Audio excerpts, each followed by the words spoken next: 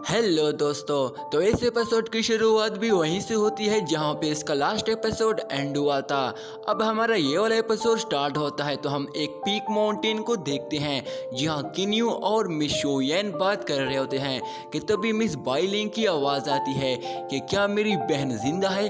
और तभी हम ब्लैकी और मिस बाइलिंग को किन्यू के पास आते हुए देखते हैं, जिस पर ब्लैकी किन्यू से पूछता है कि ब्रदर किन्यू, क्या सच में इसकी बहन जिंदा है? जिस पर किन्यू जवाब देता है हाँ, मिस शोयेन ने उसे देखा है। मिस बाइजिंग को ब्लैक क्रू स्टार के एम्पीरियल सिटी में हेवनली प्रिजन में कैद कर रखा है, जिस पर मिस बाइलिंग ब्लैकी को कहती है तुम्हें हर हाल में मेरी बहन को बचाना होगा, तुम्हें मुझे अकेला यहाँ पे छोड़कर मेरी बहन को बचा लो। अब मिस बाइलिंग की हालत ठीक नहीं होती, जिसको देखकर किन्यू ब्लैकी को कहता है तुम्हें यहाँ रहकर मिस बाइलिंग की सेवा करनी चाहिए, मैं और फेफी ब्लैक क्रू स्टार उसे बचाने जाएंगे। जिस पर फेफी कहता है हाँ, हम पर छोड़ दो, हम उसे बचा लेंगे। जिस पर ब्लैकी और मिस बाइलिंग मान जाते हैं। अब तभी यहाँ पे हमारा सीन चेंज होता है जहाँ हम हेवनली प्रिजन को देखते हैं। वहाँ बहुत से गार्ड्स उस जगह की सुरक्षा कर रहे होते हैं, जिस पर किन्यू ये देखकर फेफी को कहता है यहाँ तो बहुत ही ज्यादा गार्ड्स हैं, लोगों को बचाना इतना आसान नहीं है। जिस पर फेफी कहता है ब्रदर सोचना क्या है, सीधा इनसे फाइट करते हैं और लोगों को बचाकर भाग जाएंगे।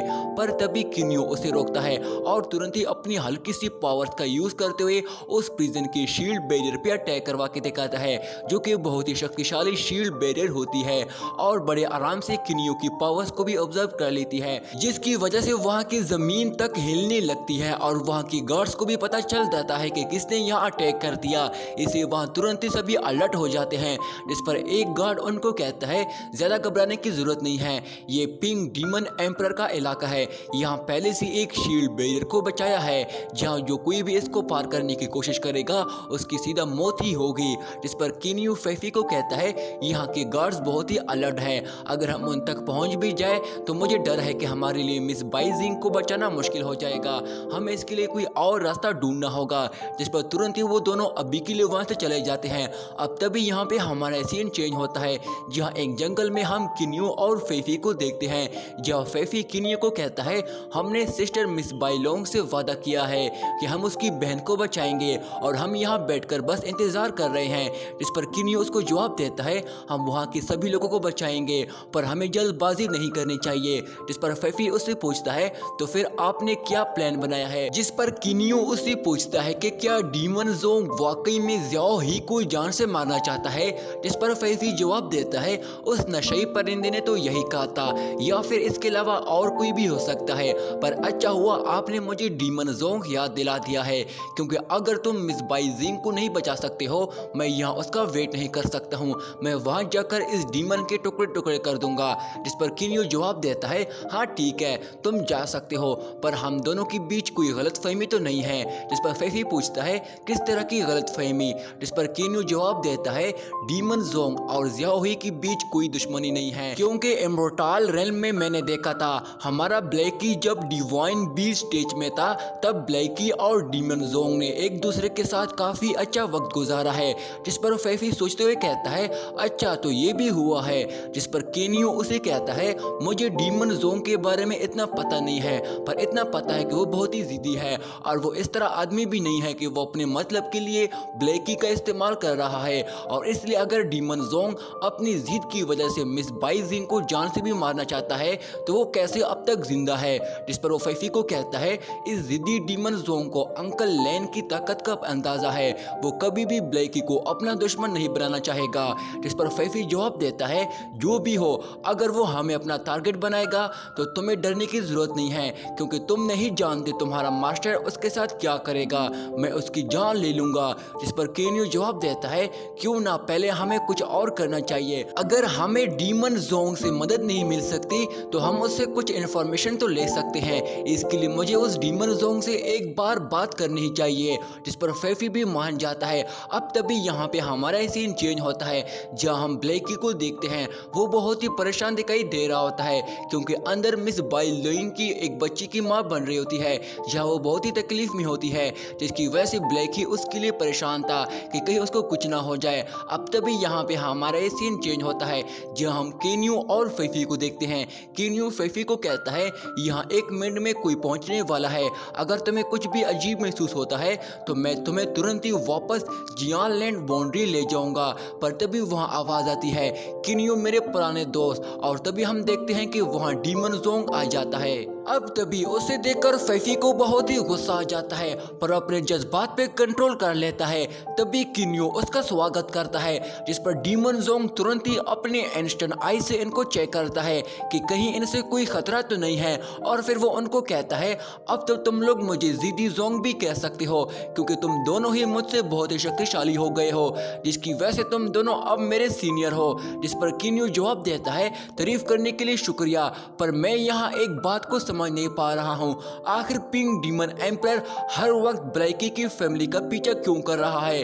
जिस पर डीमन जोंग जवाब देता है, मैं इस मामले पे इतना ध्यान नहीं दे रहा हूँ, क्योंकि वैसे भी मुझे ब्लैक फीदर के लिए अपनी तरफ से काफी शर्मिंदगी महसूस हुई है, इसलिए मैं ये सब सच ब्लैकी से फेस टू फेस कहना चाहता हूँ। जिस पर किन्यू तुरंत ही ब्लैकी को बुलाता है और फिर वहाँ तुरंत ही ब्लैकी आ जाता है और बहुत ही गुस्से से उसको कहता है, तुम बेशर्म डीमन यहाँ क्या कर रहे हो, मेरी तरफ से जहन्नम में जाओ। और तुरंत ही अपनी स्पीयर निकालकर उस पर अटैक करने लगता है। जिस पर डीमन जोंग उससे बचते हुए कहता है, ब्लैकी थोड़ा सब्र करो, मेरी बात तो सुनो। पर ब्लैकी उसका एक बात भी नहीं सुन रहा होता है और लगातार उस पर अटैक कर रहा होता है। पर डीमन जोंग भी बड़ी मुश्किल से उसको खुद को बचा रहा होता है। पर तभी फैफी उसको रोकते हुए कहता है, पागल ना बनो। पर ब्लैकी उससे भी पीछे कर देता है और डीमन जोंग पे अटैक करने जाता है। पर डीमन जोंग उसके अटैक से बचते हुए उस जंगल में भागने लगता है और ब्लैकी भी उसके पीछे जाता है। जिस पर किन्यू उसे रोकते हुए कहता है, ब्लैकी ज्यादा आगे ना जाओ, इस जंगल में भी खतरा है, थोड़ा शांत हो जाओ। अब तभी डीमन जोंग बड़ी मुश्किल से उसके अटैक को रोकते हुए बड़ी मुश्किल से उसको पीछे कर देता है। जिस पर ब्लैकी किन्यू को कहता है, ये मेरे और बाइलिंग के बीच का मामला है, फेंगली इनसे 9 बार जिंदा बचकर निकला है, इनने बहुत से बाई फैमिली के लोगों को जान से भी मारा है, मैं यहाँ कैसे शांत रह सकता हूँ। और इतना कहते ही तुरंत ही अपनी पूरी ताकत से डीमन जोंग पे अटैक करने जाता है कि तभी किन्यू इनके बीच में आकर उनको रोक देता है। जिस पर वो ब्लैकी को कहता है, मैंने ही आज इस डीमन जोंग को बुलाया है ताकि इससे बात करके हम मिस बाई जिंग को बचा ले। अगर तुम्हें अपने लोगों को बचाना है तो तुम्हें शांत रहना होगा, पहले हम इन चीजों पे बात करते हैं। जिस पर किन्यू डीमन जोंग से कहता है, तुमको आज हम तीनों के सामने हर सवाल का जवाब देना होगा। अगर तुम हमारा साथ देना चाहते हो तो तुम्हें यहाँ सब कुछ बताना होगा, इसलिए कुछ भी मत छुपाना, क्योंकि हम जानते हैं कि ब्लैकी तुम्हारा एक अच्छा दोस्त भी रह चुका है। जिसको सुनकर डीमन जोंग भी राजी हो जाता है। अब तभी फैफी ब्लैकी के पास आते हुए उसे कहता है, ये जिद्दी जोंग तुम्हें यहाँ मारने नहीं आया है, अच्छा होगा कि तुम इससे बात करके सारी सच्चाई जान लो। जिस पर ब्लैकी डीमन जोंग से कहता है कि मुझे पहले ये बता दो, पिंक डीमन एम्परर मेरे पीछे क्यों पड़ा है। जिस पर डीमन जोंग जवाब देता है, मैं ये नहीं जानता कि डीमन एम्परर तुम्हारे पीछे क्यों पड़ा है, पर जिस दिन हम दोनों मिले थे और हमने मिलकर एक साथ ड्रिंक भी किया था और बहुत अच्छा वक्त भी गुजारा था, तो मैंने ये सारी खबर अपने डीमन एम्परर को पहुंचा दी थी। मेरा मतलब बस अपने डीमन एम्परर को अपने एक नए अच्छे दोस्त के बारे में बताना था। मैं तो ये सोच भी नहीं सकता था कि डीमन एम्परर हमें ऑर्डर देगा कि हम तुम्हें जान से मार दें, और उस दिन मैं ये नहीं जान सका कि वो ऐसा क्यों कर रहा है।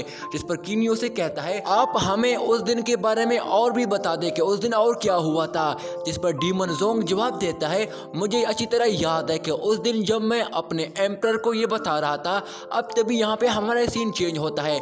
जहाँ हम डीमन एम्परर को देखते हैं वहाँ डीमन जोंग उससे ब्लैक फीदर के ओरिजिन के बारे में बता रहा होता है, जहाँ वो पिंक डीमन एम्परर को कहता है, ब्लैक फीदर की याददाश्त विरासत में मिली है, यहाँ तक कि उनकी बॉडी में काफ़ी टेक्निक्स भी होती है, जो कि ये सारी बॉडी टेक्निक्स पिंक ट्राइब से बिलोंग करती है।